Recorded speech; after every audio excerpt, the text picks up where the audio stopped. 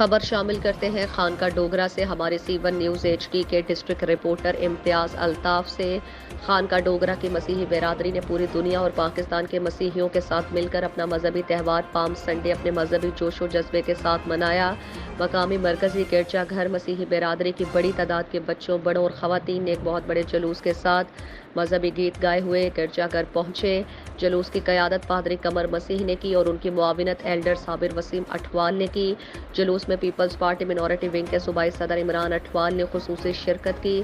پادری قمر مسیح نے کہا کہ آج کے دن حضرت عیسیٰ علیہ السلام جب یروشلم میں داخل ہوئے تو ان کا مومنین نے کھجوروں کی ڈالیوں سے استقبال کیا اور حضرت عیسیٰ علیہ السلام نے اپنے ماننے والوں کو امن، محبت، صلح، سلامتی اور بھائی چارے کا درس دیا، اور آج کے دن ہم مسیحی لوگ ایک دوسرے کے ساتھ محبت رکھنے اور محبتوں کو بانٹنے کا دن مناتے ہیں۔